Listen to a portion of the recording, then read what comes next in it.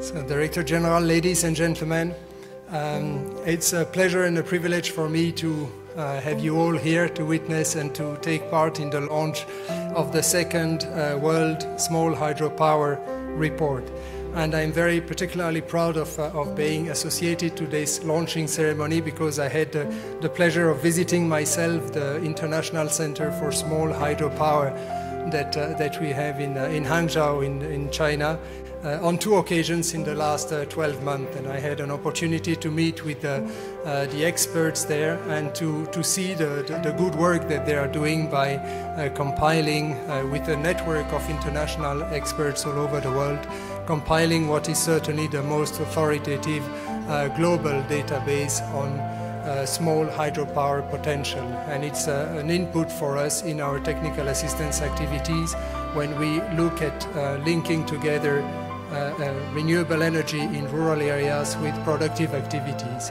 So we very much rely on this source of information, and we are very privileged today to have our Director General in person, who will be opening and launching officially the publication of the second World Hydropower Report. So with this, if I may invite the Director General to join us on the stage and to have the formal launching event.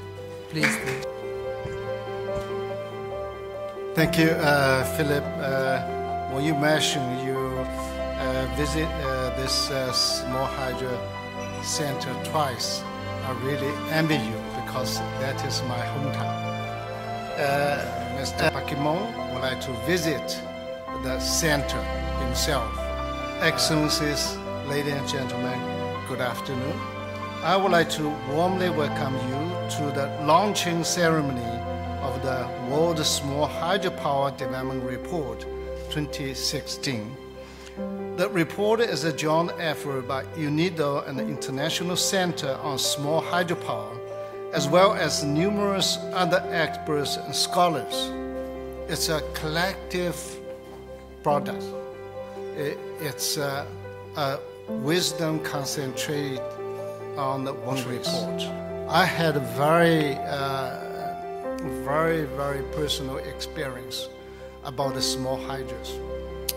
When I visited Nigeria 2 years ago, one of the programs attracted me a lot because they started second phase of the small hydro projects in the country, and they completed with successful first one. But first one consists of one of the small hydro located in the remote area, connected to 5 villages. Because of small hydro, 5 villages, some of them, women and young people, can work in the tea factory. And you know how much revenue, tax revenue created from this production. You know how important this tea factory means to the local community.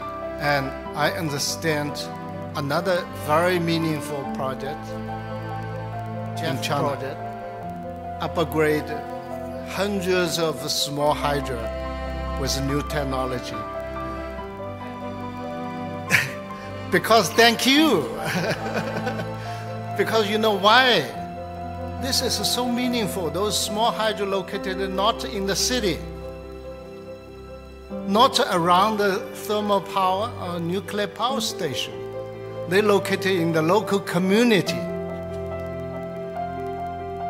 And I found out 23 of the small hydro sites being identified in Nigeria. In Nigeria alone. So this report contained information about the hydro resources in many countries.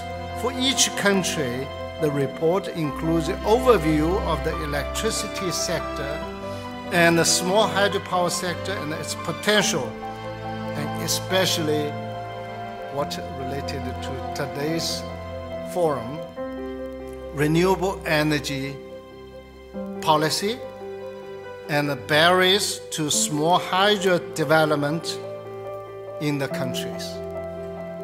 So in addition, it includes rich information on the power grid structure, electricity tariffs, and the planned government project, as well as incentive structures. And this is a report,